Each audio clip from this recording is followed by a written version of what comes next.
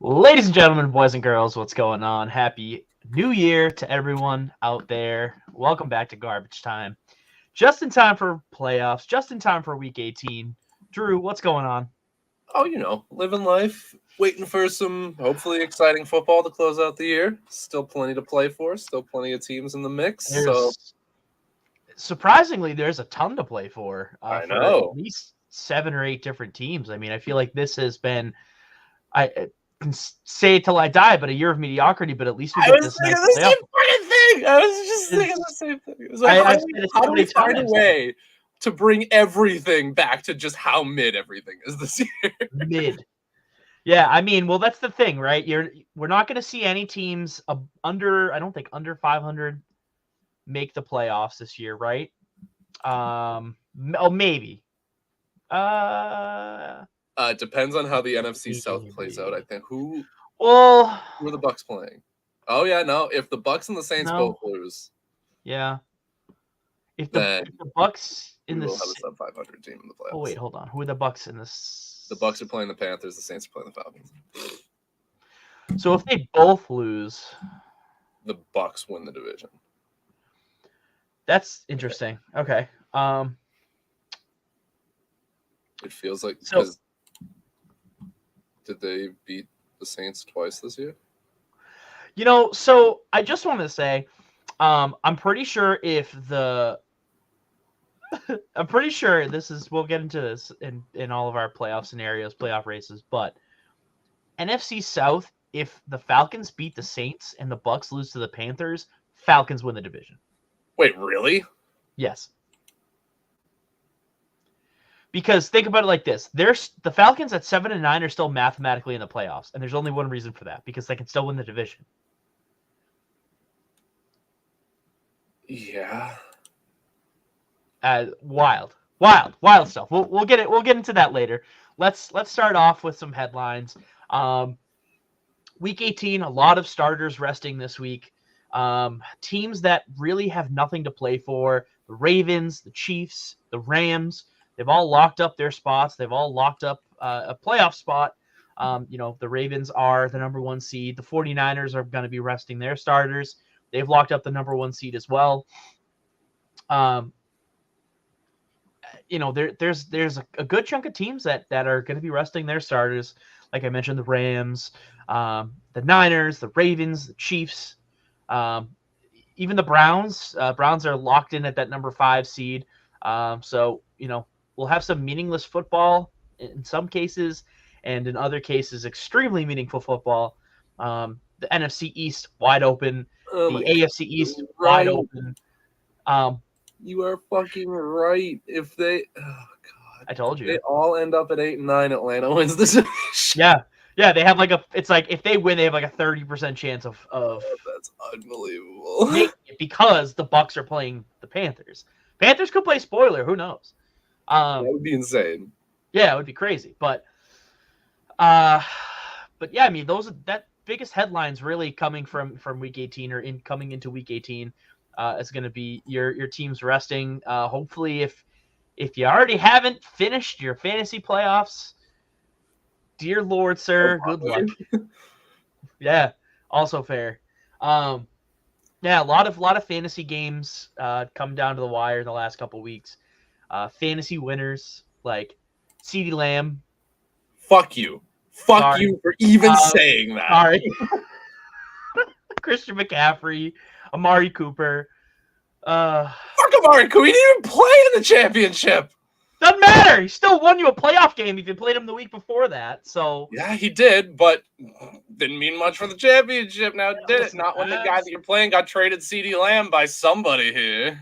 Listen, all right. I turned around and I made a good deal out of that. I traded the first overall pick with Derek. Did you see that earlier? I did. Yeah, I fucking bent him over.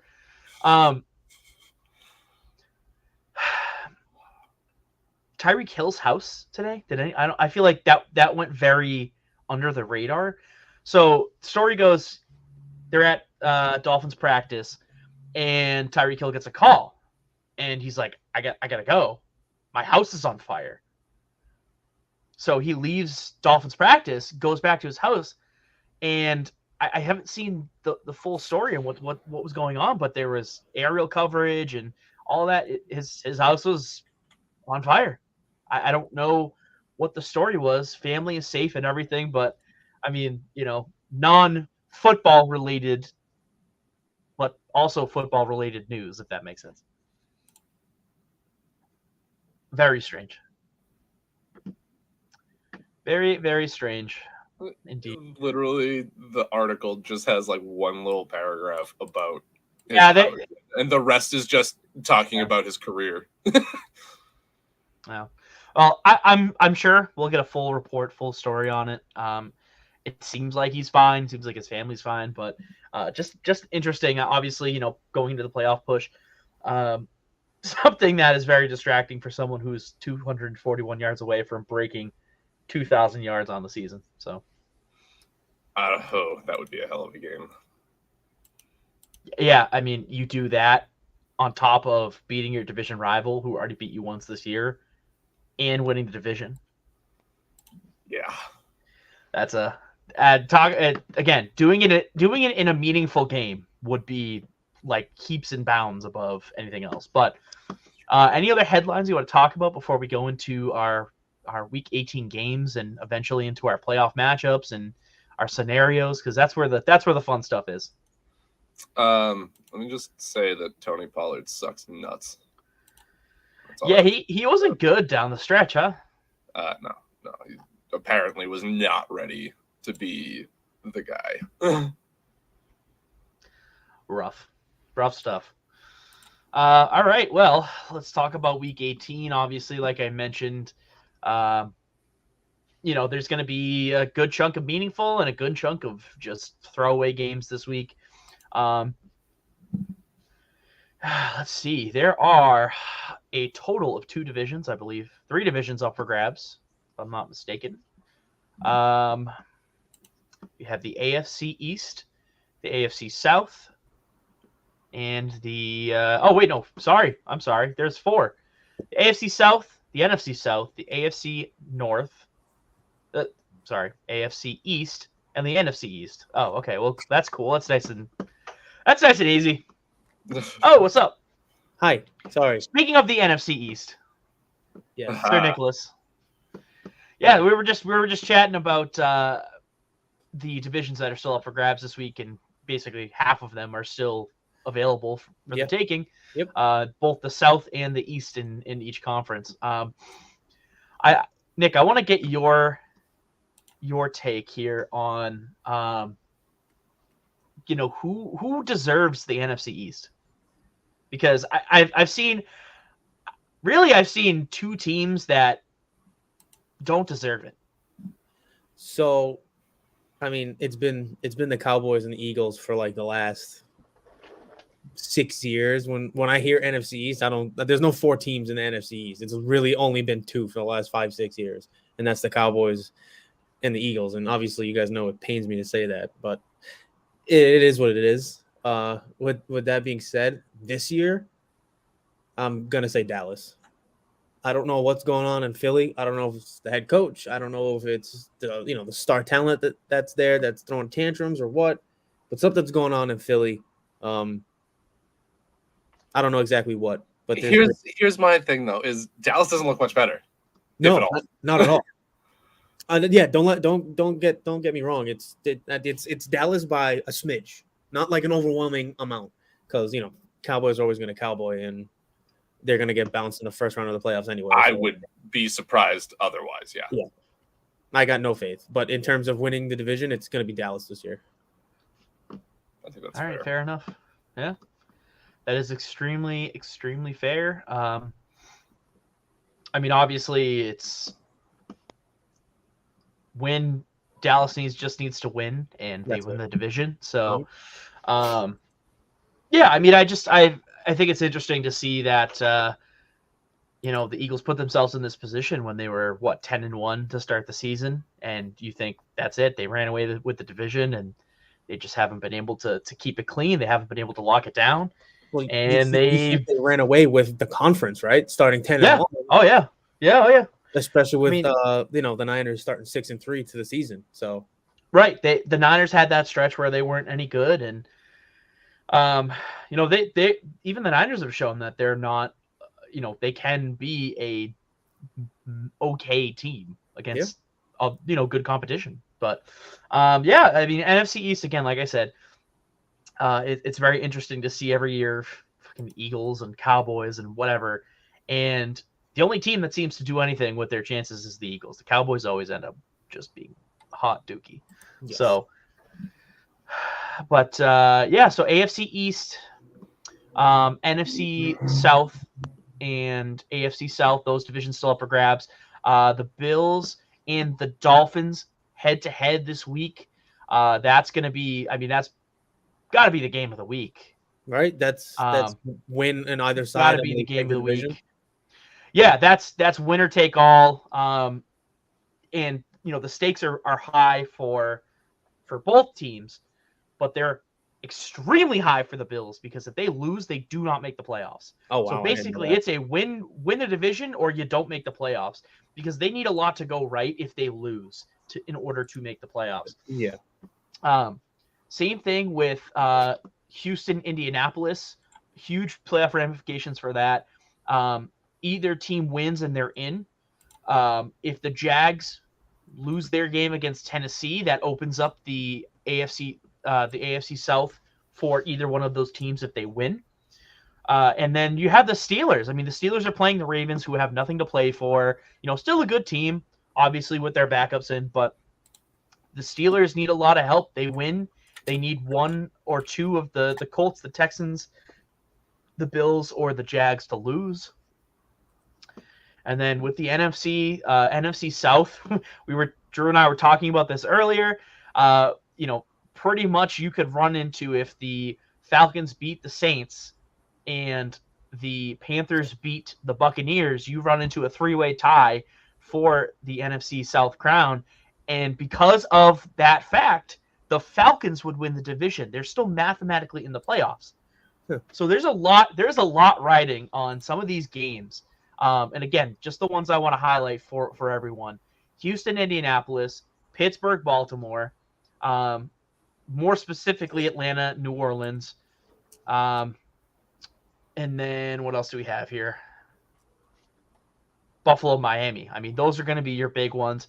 Dallas and Washington, understandably so. If Dallas loses miraculously to Washington, that opens the door for the Eagles to take over in the NFC East.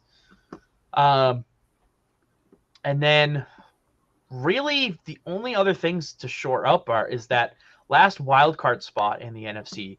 Packers currently hold still 8-8. Mm-hmm. Another year, another win and you're in situation for the Packers. All they need to do is beat the Bears. Now that is the biggest trap for the Packers every year. It's not really even a trap though. Like the Bears have shown very steady improvement over the last 7 weeks. They have. They went from the worst team in the league to a competitive record, being 7. They're fucking tied with the Vikings. But the Bears, realistically, Drew, when all is said and done, could be the second seed in the NFC North division. Yeah, they could if they win and the Vikings lose. That's that. But I don't think. I mean, I hope. But Matt LaFleur has been here enough in enough important games to have learned how to coach properly. The rest falls on a very, very the youngest team in the NFL. So if you can get those guys rally, which shouldn't be too hard after stomping the Vikings last week, they have showed flashes of brilliance. This offense looks like it can be stellar. And the defense is the defense, which is still scary because of the past. But whatever. The Bears seem like they've played well, for sure, but against worse teams. And I think with everything on the line, a young, motivated group of guys with a head coach that's been here before should be able to handle this. I am not too worried about it. This is a game that I am expecting the Packers to win. Yeah, I mean, it's really simple for the Packers. They win, they're in the playoffs. They make it as the 7th seed. They end up playing either the Lions or the Cowboys, depending on how those games go. They can beat either of those teams. They can certainly beat the Lions, and I don't trust the Cowboys at all. They lose, that opens the door to like 4 other teams, including the Saints, the Falcons, the Seahawks, who are still lingering there. If the Packers lose to the Bears, let's see here. Seattle would need a win, and they would make it into the playoffs. So Seattle is that next team waiting, rooting for the Bears to beat the Packers. If they do and Seattle wins their game against the Cardinals, they make it into the playoffs. The Packers could very well be the 6th seed.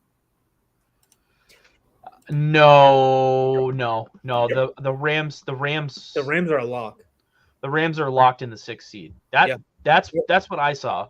No, they're benching Stafford because their wild card spot's already set in stone. The playoff machine says otherwise. Because Carson Wentz is starting on Sunday. Right.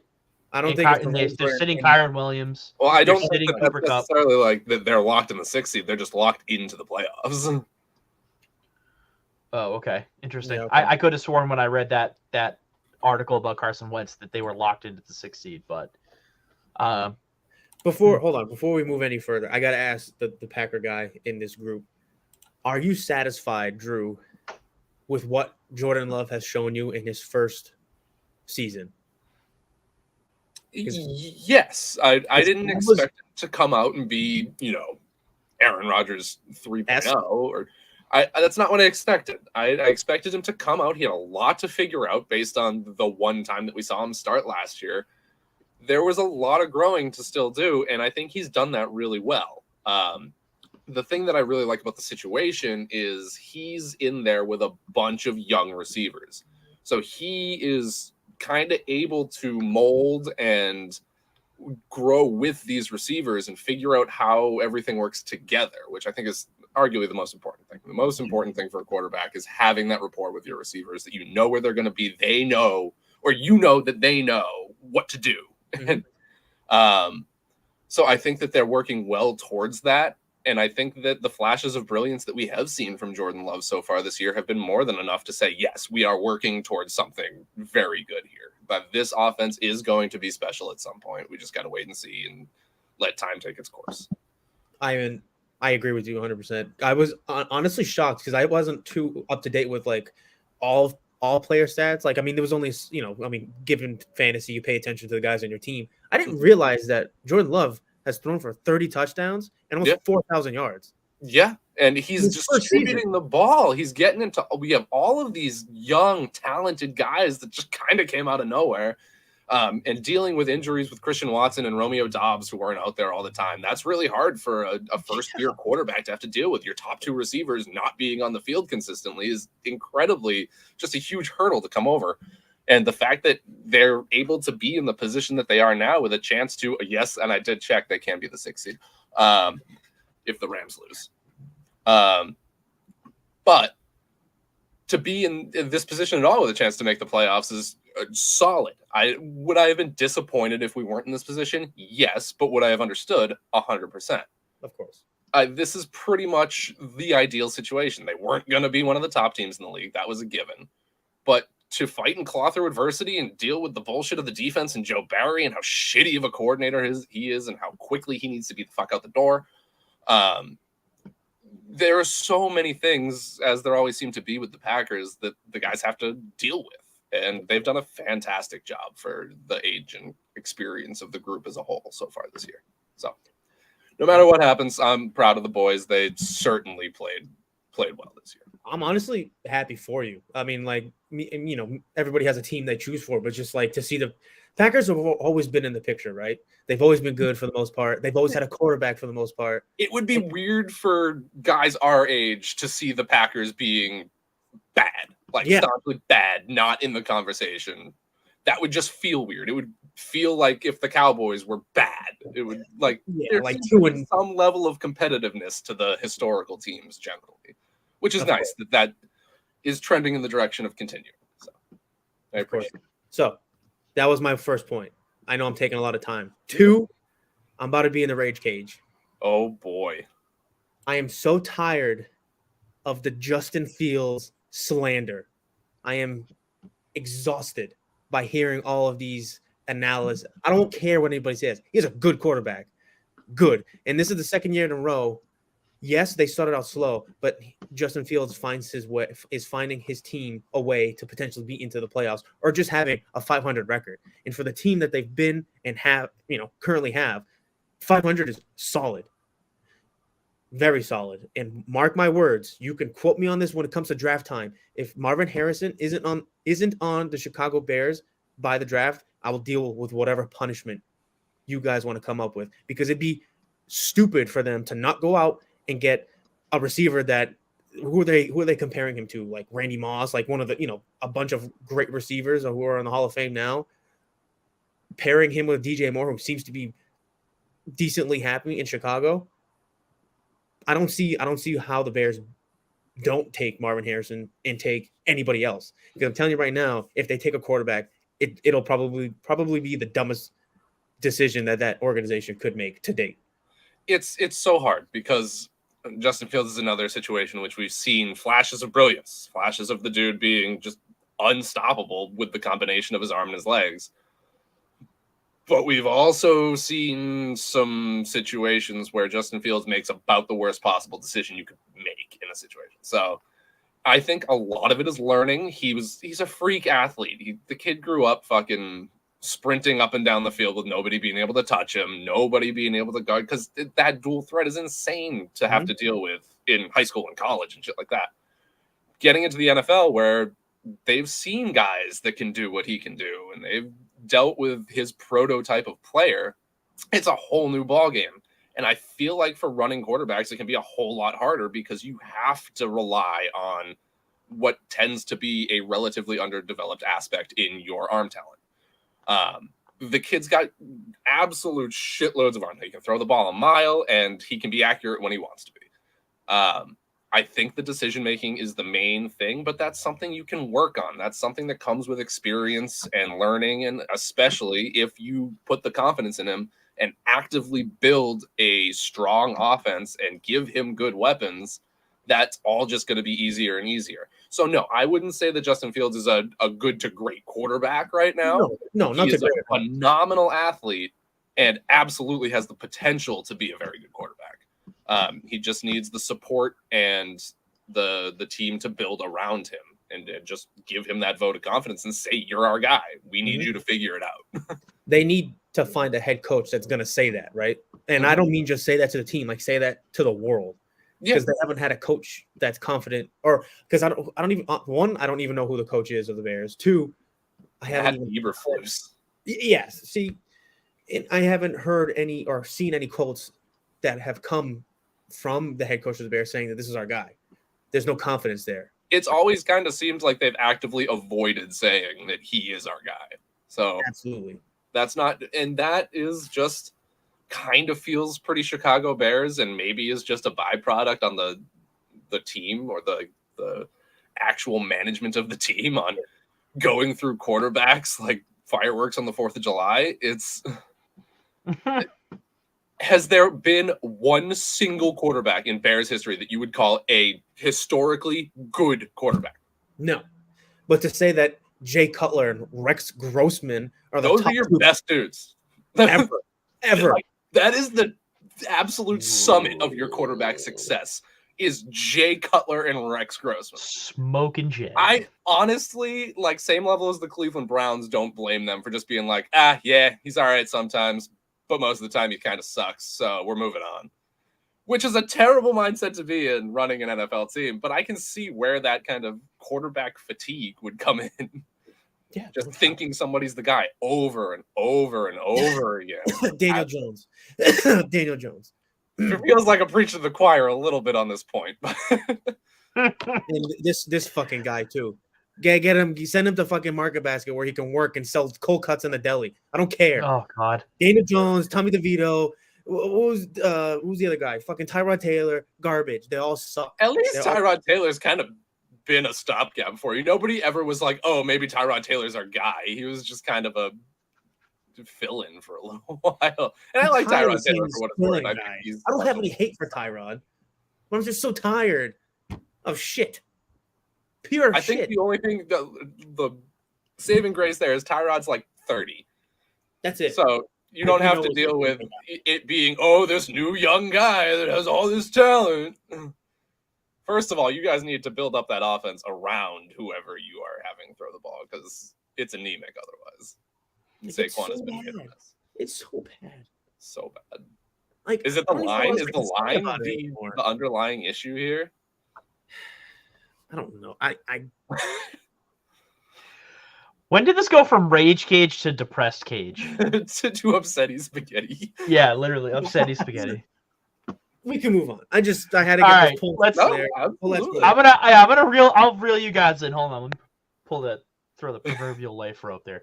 Yeah, no, good discourse, especially with the Jordan Love, throwing 30 touchdowns, 11 interceptions.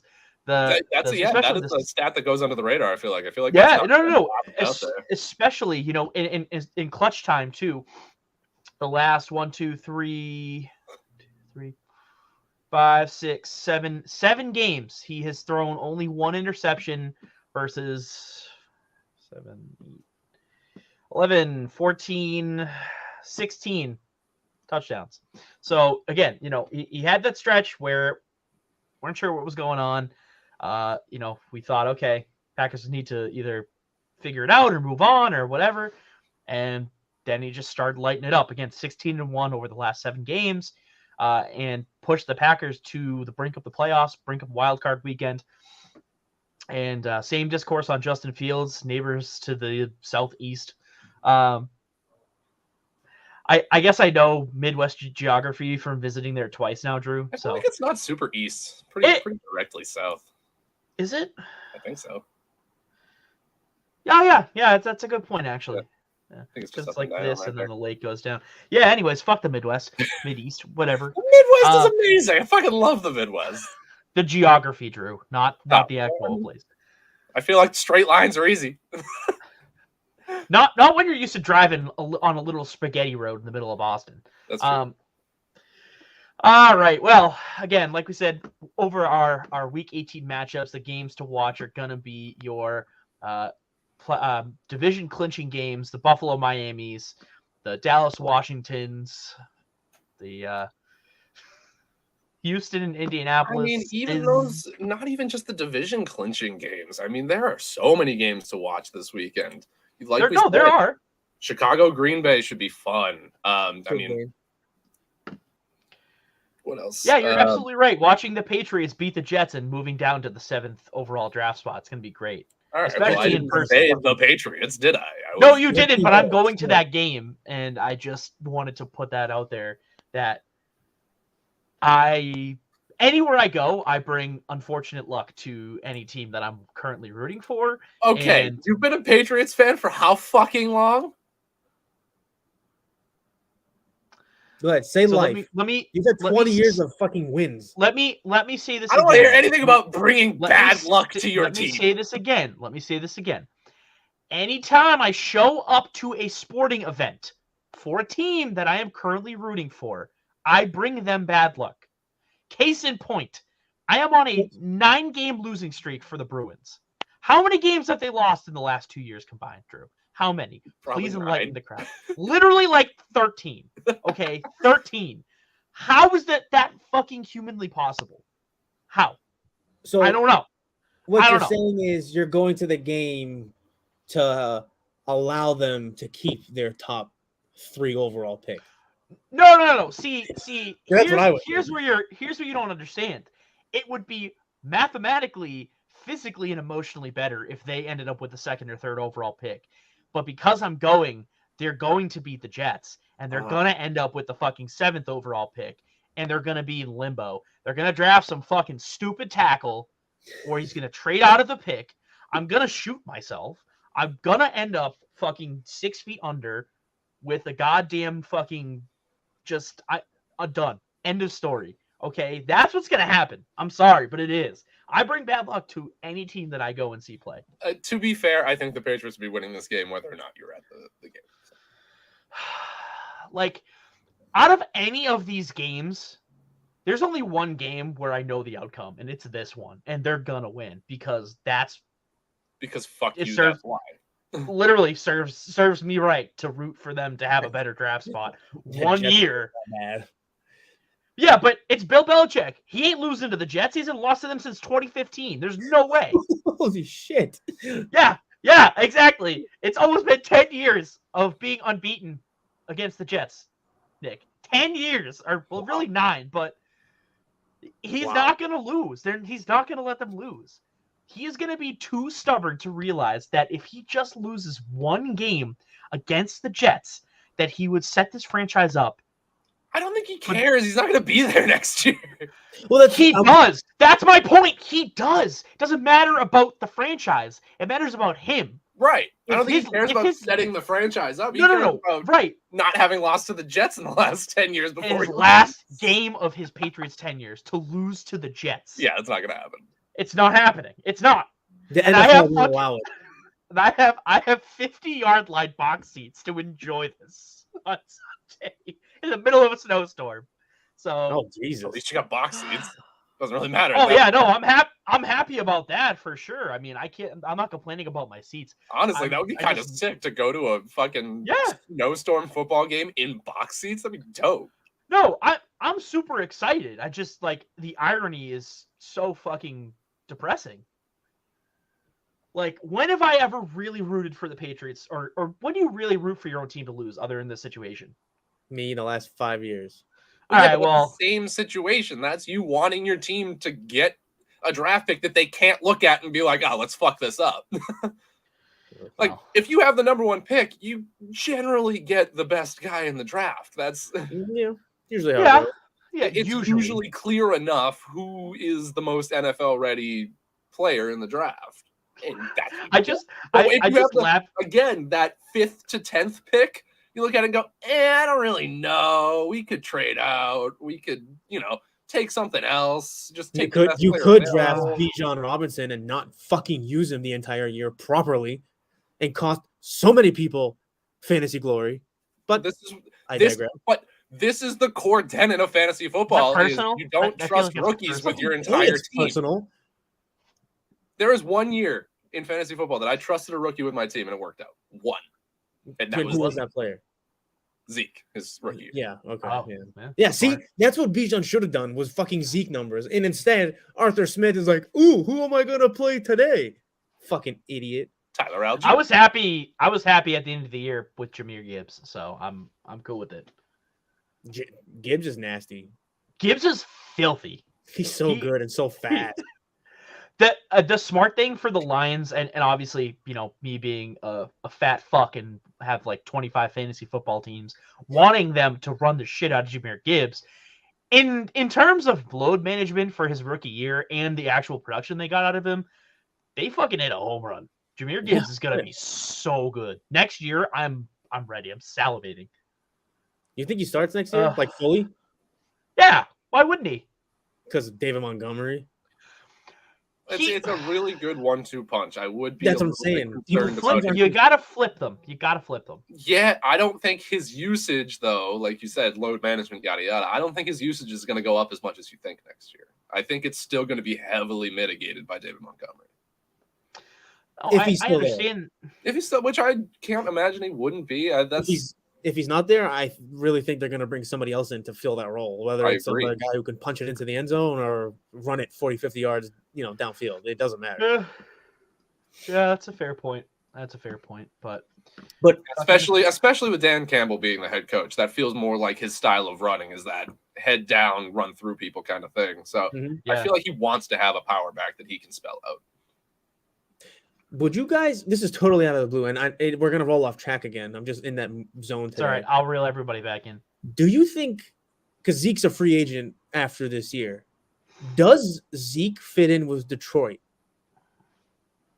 if Montgomery were to leave, do you think he would fit? I don't see why not. Yeah. He would fill kind of. He has the same skill set as David Montgomery on a general basis, I would say. Had better.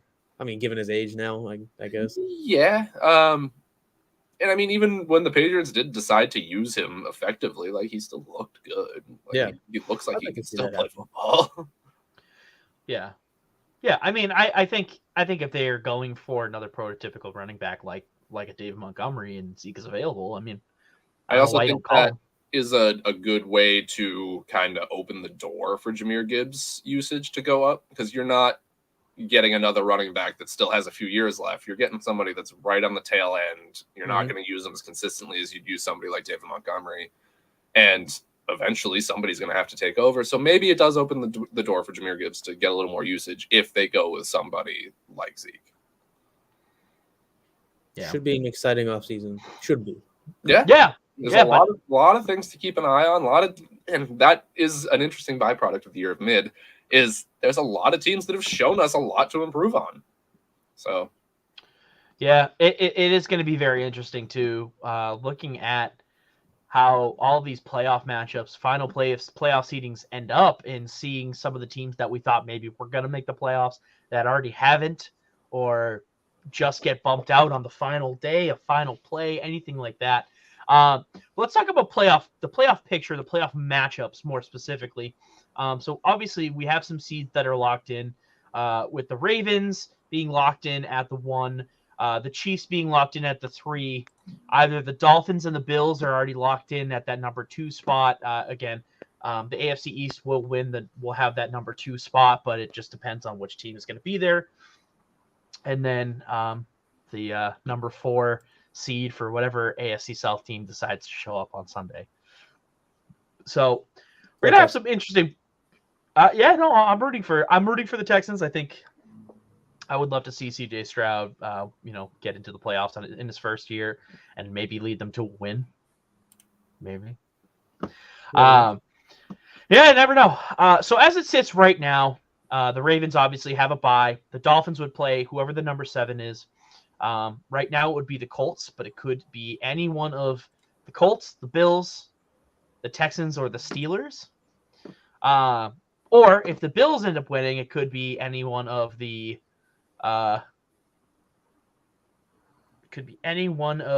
Colts, Texans, Steelers, or Dolphins. Maybe the Dolphins. Oh wait, no, I'm sorry. No, they would play the Dolphins. It would be the Colts, the Texans, or the Steelers. So, as far as Bills and or Dolphins go, do we see any of these teams, the Texans, the Colts, or the Steelers, being able to beat one of these teams? I think the Steelers, who have looked better recently against a Ravens team with literally nothing to play for, there's a chance there for sure. I'm sorry. I'm talking specifically about if that team makes it to the playoffs and they have to play either the Bills or the Dolphins. I think for sure the Steelers can win this week and can bolster their playoff chances. I don't see them beating either the they Bills need or the help. Dolphins. I think the Texans have a solid chance against the Bills if they were to end up in that spot. The Jaguars aren't going to beat either of them. No. So yeah, I think really the Texans are the team that they need to be worried about ending up in that 7th seed. Yeah, I agree. I mean, I think the Texans are very dynamic, so I would argue that it's best practice for the Bills and the Dolphins to be rooting for the Colts this week. Obviously, it's either one of the Colts or the Texans that's going to make it in. And then obviously, if the Jaguars win the division, they're in. And AFC South is fucked, man. Yeah, 3 teams at 9 and 7.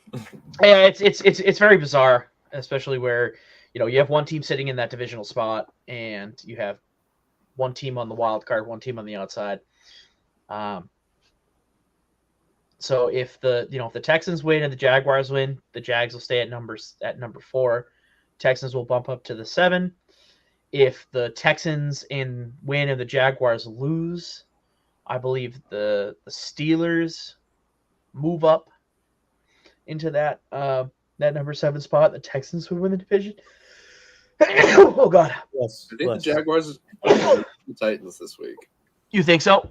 Yep. You have that feeling? Yep. Yeah, me too.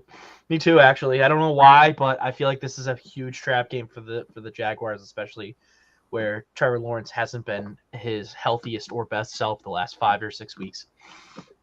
And then I'll take the Texans over the Colts. So there's that. Yeah. So I mean, so if you think the Jags lose, the Texans win. That means that the Texans move up to the 4 seed, and the Steelers would end up making it to the playoffs, I believe. Ew. Yes, they would. If they win their game, they have to win their game against Baltimore. Steelers way to make the playoffs ever. Yeah. Well, that again, that's with the Steelers win. If the Steelers lose, they do not make the playoffs. They have to win their game if they want to make the playoffs. Which again is against a team that's not playing for anything. Right, exactly. So they definitely have it set out for them. But yeah, so Drew, you have the Ravens at 1, Dolphins at 2, or do you have the Bills at 2? What do you have? I have the Dolphins. Final playoff matchups. Let's go through them right now. Quick fire. Hold on. Let me get my matchups set in the old machinery.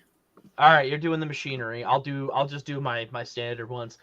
I got the Ravens at 1, which everyone else should too. Mm-hmm. I have the Bills at 2, beating the Dolphins this week. Yep. The Chiefs at 3, the Jaguars at 4, the Browns at 5, the Dolphins at 6, and the Texans at 7. Excuse me. So that is my AFC playoff picture right there. And again, it's the Ravens, the Bills, the Chiefs, the Jags, the Browns, the Dolphins, and the Texans, rounding out my 7 teams that make the playoffs. I want to agree with Drew on the Titans. I can definitely see that, but unfortunately, I do not trust the Titans or Mike Vrabel. You trust the Jaguars? I don't think it's about trusting the Titans in this situation. I trust the Titans less to do what they need to do. So they don't need to do anything. They ain't playing for shit. I just see them playing spoiler hard. That feels like a Mike Vrabel move. Yeah. I guess that's fair. So my seeding, I got Baltimore, Miami, Kansas City, Houston, Cleveland, Buffalo, and Pittsburgh. So you have Miami winning. Wait a minute. Pittsburgh can make it if they don't win, apparently. Wait, what? How? That doesn't make any sense. If the Jaguars and the Colts both lose, yep, then they're all 9-7. Oh, interesting. Right. Yeah, and then and then Pittsburgh. Oh wait, yeah, because if they win, right. Well, no, that's what I said though. Yeah, but you said Pittsburgh has to win to make the playoffs. That's not true. Pittsburgh could be the 6th seed. If they win and Jacksonville and Indianapolis lose, they're the 6th seed. So, damn, that's a big jump. That's a big jump in the final week. Yeah, no kidding. Wow. Okay, so a lot of scenarios that I didn't even get to go over when I was looking at all these stats here. That's insane. So you said if the Jags lose and the Colts lose, the Texans would be the number 4, and the Steelers would leapfrog over both of those teams if they win, or if they lose. Wow. Okay. That's what the playoff machine says. So here's my question. So the Steelers and the Jags, did they play at all? I would love to know what the tiebreaker is over the Steelers have over the Jags. I don't think they played this year. I don't think they did either. I don't believe that they did. They did. They lost. Well, I guess the Jaguars lost? No, the Steelers lost. But so then how? It has to be. The Steelers must have beaten the Colts. Nope, they lost to the Colts. I'm confused. Yeah, how does that? No. So put the Steelers losing that game. Maybe you had them winning, and that's why. Nope, I had them losing. How does that make sense? What? Hold on. Let me dig a little bit deeper into this. Yeah, let's do some sleuthing here because that doesn't make any sense, especially for head-to-head matchups. All right, there are 5 scenarios where Pittsburgh gets into the playoffs. Yep. Okay. 3 of them include the Steelers winning. Okay, so we don't want those. So then we have the Steelers tie against the Ravens, Jaguars lose to the Titans, Texans and Colts doesn't end in a tie. Or the Jaguars lose to the Titans, Broncos beat the Raiders, and the Texans Colts don't tie. So they don't have their game doesn't mean shit if the Jaguars lose, the Raiders lose, and the Colts Texans doesn't tie. They win no matter what. They are in no matter what. Wow. Okay. So they just. I mean, if they win, they still. That's the thing. Even if they win, they still need some stuff to go right. They would need the Bills to lose. Right. Okay. So that is very complicated. So it's not a win and in situation, but even if they lose, they could still make it into the playoffs. That's strange. I don't think I've ever seen that happen before. I really don't. It makes no sense.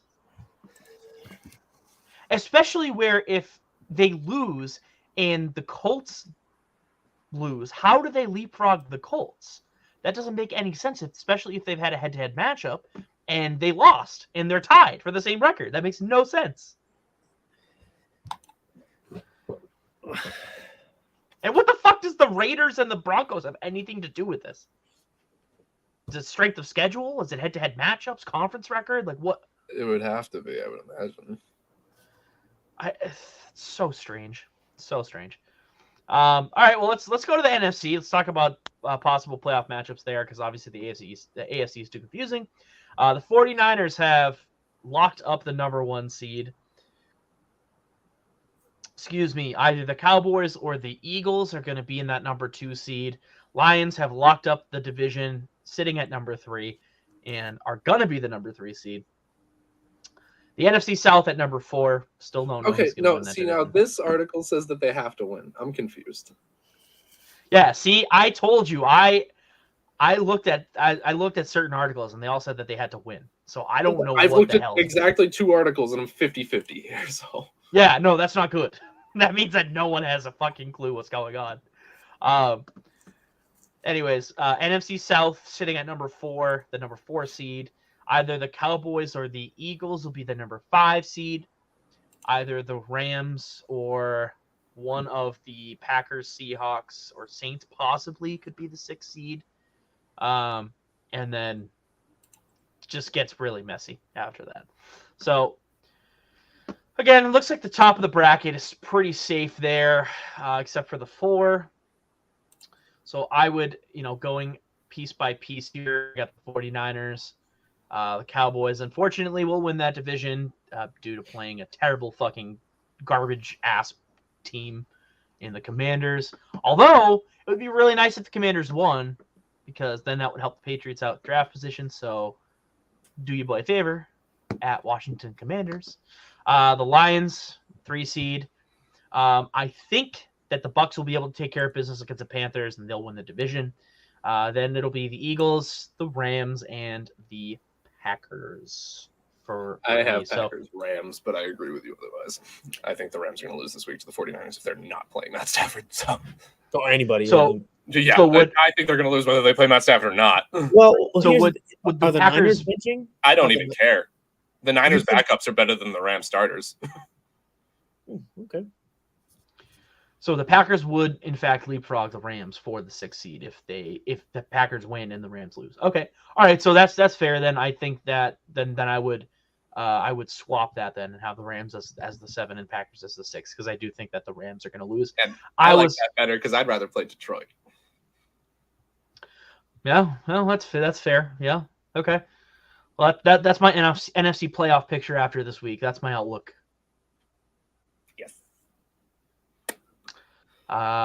Drew, I think you agree, right? You're the same all the way through. Nick, you have any difference there, or are we in agreement? I think that Well, the NFC is a little easier to take a look Yeah. at than the AFC. The AFC is fucked. Unless the It's all. Bucks lose, If the Bucks lose, it opens the door for a lot more things get possibilities. The weird. same thing with the Jags. If the Jags win, they're in. If they lose, then it opens the door for a whole more possibilities.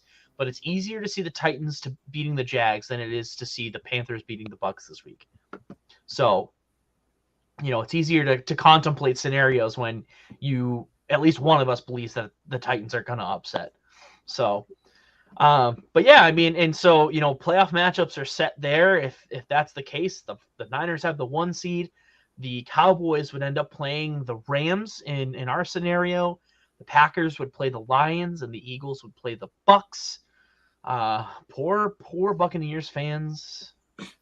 It's not a good matchup historically for those teams at all. But yeah, I mean, the Lions getting the Packers is probably the worst matchup for them.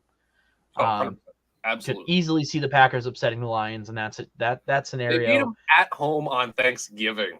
Like, oh, I know, I know. It's going to be very, very interesting if these playoff scenarios happen.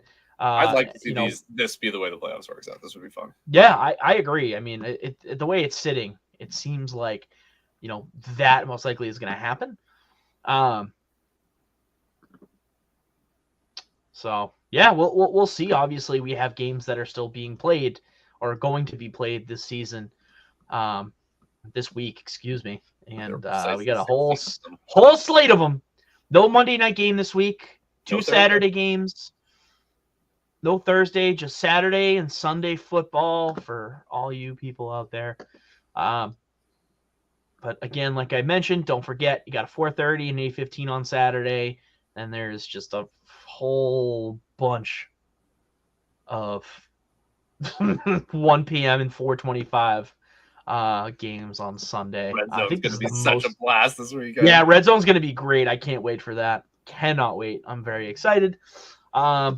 Anything else we want to talk about? I mean, obviously, playoff matchups are the biggest thing here, and kind of predicting what we think is going to happen this week, and detailing the outcome of our playoff matchups, our seeding. Do we have? This is the last week, so I want someone to shoot their shot right now. Do we have a Super Bowl winner? Do we know who is going to win the Super Bowl? Ravens, Baltimore. Baltimore Ravens. Are you locking that in? That's your answer? Yes. Okay, Baltimore Ravens. Nick picks the Ravens. Drew, do you have one, or you don't want to throw it out there?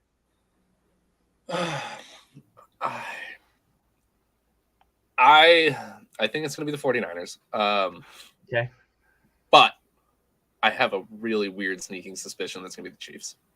No, I'm talking so tired. Yeah, I know. I don't want that. I'm not saying I want that. No, I know. I don't want that at all. But I can't help shake the feeling that they're probably at least going to be there. If the NFL wants the Chiefs there, they'll be there. And they have no reason to not want them there right now. So that's we all know where I'm headed. We don't even have to we don't have to say it. We all know why I'm saying what I'm saying. Nope. And I hope that's not the case. I really do. It would really hurt my faith in the league as a whole. Shake it off, Zach. Shake it off. Yeah. That's what I thought. I knew she was in trouble when she walked in, baby. Your turn. Name a song, Zach. You guys think you're a deep cut, and I'm just like going over every single song that Tom has made me listen to by her. Katarina's laying right behind me. She's waiting for me to get off stream, then she's gonna yell at me. Yeah, I know. I don't know. I mean, I have a hard time looking at the field right now and seeing any team that has really shown me that they can contend for a Super Bowl other than the Ravens, the Niners, and the Chiefs. Unfortunately for me, I hate the Chiefs with all what happened. Oh, nothing. Oh God. I want to say the Ravens or the Niners, but I don't know. Gut check time. My pick for the season was the Ravens and the Lions. So Yep. You might not be that far off. I think the Ravens are going to surprise a lot of people, and I think they'll make it to the conference championship. I don't know if they're going to make it out. I don't Not if they have to play the Chiefs. I don't think the they're Ravens are, okay. They're the most complete team that I've seen this year. No, San Francisco's a way more complete team. All right, you know what? You're right. Scratch that. In the AFC, we'll say that then. It's I mean, it's hard. It's hard to see any team that can if the 49ers are firing on all cylinders, it's hard to see another team that can beat them. What are you It really is. It really is. Now, the case in point here is that if they're not firing on all cylinders, there are plenty of teams that can match up with them. I don't want to do this to myself because I always do this, and I don't want to say it out loud, but because of how they've been playing recently, I'm putting way more stock in the Bills than I should be. Oh, he went there. I don't like it. I don't like it. But I feel like when teams have games where they consistently win close and they lose some games where they shouldn't have, but they figure out at the end of the season they're on a tear, they still have a chance to win their division. If they win that divisional matchup, they win the division. I think that they are going to make it to the Super Bowl. I think eventually the 49ers are going to win. But I think maybe the Bills have a chance to make it to the Super Bowl this year. I'm not mad at the fact that you said that because the Bills have had success, right? For 4 years now, 4 seasons? Has it been that long since they've been tearing? Yeah. Okay. So they've been tearing through the AFC for 4 seasons now. And yes, where the result hasn't been what they wanted, I feel like this is the first year where adversity finally sets in for that team. I think I agree with you there. I think that we've seen that they're more battle tested. Obviously, they're not as good as by their record shows. They're not as good. However, they've put themselves in the position to win that division. Where after week 5, we thought Miami, that was it. Miami's got the division. They're running away with the division. Then Miami's kind of sputtered. Buffalo has ripped off 6, straight wins. They haven't been pretty, but they've all been wins, and that's what matters at the end of the day. They are showing that they can win those really close, tight games, and I've ignored that for a long time. But I've been trust me, I've been watching, I've been paying attention. They can win those games, right? What have the Chiefs been unable to do this year? Win those type of games, right? They've won against the Jets to hang on to the ball in clutch moments, in clutch situations. Whether the game's been good, bad, ugly, or whatever, in the last 6, 7, 8 weeks, the Bills have been able to pull it out. So I think that teams that are able to do that at this time of year have headway, and with all the talent that they have on that roster, with the adversity that they've gone through this year, I really think that they're going to come out of the AFC. I really do, and I hate to say it because the Ravens are such a good team. And they've got some nasty backers, Roquan Smith, Patrick Queen. I mean, they have speed and skill on that backside of the ball. I don't think that Lamar Jackson is going to be able to handle himself against the Bills defense when it comes down to crunch time. I don't think so. I don't know. That's my gut take. My gut feeling is that I think the Bills are going to come out of the AFC. I think we're going to see this year. It's one of those weird years. The Chiefs are in a down year. We don't know really which team is going to come out. And just looking at teams that have had adversity and have been able to win in clutch time, really only the Bills. It's really only the Bills. I mean, I've seen other games, and I just haven't been impressed except for the way that the Bills have been winning in clutch time. That's it. I'm ready to see Josh Allen hoist a trophy up. He deserves it. I don't care what anybody says. Like, turnovers are one thing, I understand, but it doesn't take away from the fact that he's a phenomenal player. I think he's a great player. There's only a certain amount of quarterbacks that you see throughout history, and I feel like he is one of those pure talent, and he will win a trophy eventually. He will win a Super Bowl. Will it be this year? I don't know, but it's going to happen eventually.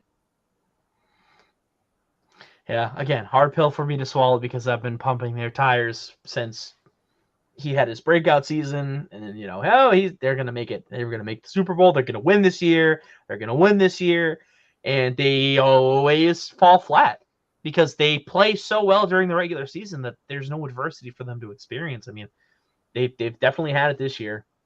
I know, Drew, you've been mulling over there, so go ahead. I can't put that level of faith in the Bills. It's still the same Bills team, a Bills team with Stephon Diggs that doesn't want to be there. So it seems, anyways. It just doesn't seem like the adversity has made them a tight knit group. It just seems like they're finding their way through some given rough situations, but I don't think that they're going to be able to beat those teams when it comes down to it. Miami is gonna be tough. Yeah, they've beaten them once already this year. It's gonna really depend a lot on how Sunday goes. Baltimore, I think, is, for someone that did not give them a whole lot of credit earlier in the year, they have been incredibly impressive. Lamar Jackson has bounced back hard. Their defense is suffocating, even against a team like Miami. I don't see anyone being able to beat the Ravens without outside interference. I see the Ravens and I think, okay, well, everything's going right for them, right? And they're playing well. Everything's going right. What happens when everything stops going right for them? What happens when the bounces start going the other way? I don't know how they're going to be able to handle it. That's my point. You're forgetting that this is a team that's been together for a while, and they've gone through some bullshit in the playoffs. Mm-hmm. Lamar Jackson has dealt with his share of nonsense in games that matter. John Harbaugh, one of the most tenured coaches in the league, like, he's seen it all. He's won a Super Bowl with this team, not this team, but same organization. I think that with the combination of the leadership at quarterback and head coach and the absolutely ridiculous defense that they have put together, they're gonna be very hard to beat. It is reminiscent of how the 49ers have played. Just that ground and pound, but then that opens you up to the air attack, and they've got some really good players on that offense. They are scary. Zay Flowers, Mark Andrews, yada yada. They go down the list. And the defense really is the key for it. They are so suffocating. They beat the Dolphins 56-19. Give up 19 points. I don't see anybody being able to beat the Ravens. That's not the Chiefs. I'm not gonna say. I know this is how it's gonna sound, but everyone saw what OBJ did when he was on the Rams for the Super Bowl, right? He was on his way to a Super Bowl MVP. Yeah. I'm not saying he's the same player, but in a pinch, if Lamar needs to throw it to a veteran receiver to make a play or a big play or whatever, OBJ's there. He's a great player to have when he's stashed at third or fourth on your depth chart, and you're like, hey, we know you've been here before. We know you know the gravity of what's going on. Do it. Go out there and do what you do. And it's scary. I mean, he can still. I mean, I'm not going to say he's going to be the same guy. Obviously not. 2 ACL surgeries, but like you said, like we just said, it's one play. And when that's the third, fourth, or fifth guy that you're worried about, good luck. He's gonna have so much open room. And on top of that, you have one of the best head coaches in the league. You have a guy that knows how to take advantage of situations and knows what to do and when to do it. Mm-hmm. So I think that with rock solid coaching, good quarterback leadership, and just overall depth everywhere, the Ravens are fucking scary. And that's really what it comes down to in the playoffs, is depth. And those guys that you don't expect to really make the plays, make the plays. Mm-hmm. Absolutely. Yeah, I agree. Yeah, I mean, again, like I said, I want to give the Ravens their credit because they deserve it. I mean, they've looked like the arguably the best team in the league. I mean, obviously the 49ers are maybe the most complete, but they kicked the crap out of the Niners a couple weeks ago, and I feel like people forget that. I guess even to my own credit here, I'm not putting a lot of weight on them kicking the crap out of Miami either when I should be. Those are two heavyweight teams that they manhandled. Right. But like I said, regular season, when it comes down to it, like, are they going to be able to perform in the playoffs? Are they going to be able to hold it together and just, I don't know. I don't know. No one knows, You but got a lot of for sure. experience on that team and a really good captain and first mate of that ship. So That's true. That's true. Yeah, I mean, we're going to have to wait and see. Obviously, we still have one more week of regular season football to go, but I wanted to get playoff predictions. What's up? I can't believe that it's already the last week. It's already over. I know. Thanks for the money. Fuck you, buddy. It's You know, going right to my bills. It's fine. Yeah, Are you no, the only hey, one of us that didn't win any money in fantasy football this year, Nick? Oh, this that's was tough. a bad year for fantasy. Like overall, it was very, very bad. I did all right in one league. I lost. Still beat, fucking Greenberg. I gotta say though, You let the clown of the league win. What do you want from me? All right, Amari Cooper didn't play. On some of his players. Amari Cooper didn't play. Christian McCaffrey went out after like 2.5 quarters and only had 13 points, which again, for most players, that's a good day. But Christian McCaffrey, Lamar Jackson, phenomenal day. Everyone else on my team, Nick, you're just lucky he didn't trade somebody CeeDee Lamb for nothing. All right, that's not true. I got a first-round pick for him, okay? Oh, a first-round pick for the best receiver in the league. Yeah, like he's right on the week. And he's got more fantasy points on the year. He wasn't at that time, okay? He was not. But anyways, I turned around. I traded the first overall pick for CJ Stroud, Jalen Waddle, and DeAndre Swift. So pretty solid. I'm satisfied. I would be. I'm satisfied for you. Thanks. You're not even going to be in the league next year. Well, now that I traded that away and got that ransom, I might stay. Oh. Because if I don't have to do that punishment, and they can't take away my first round pick because it's gone. So, smart whoops.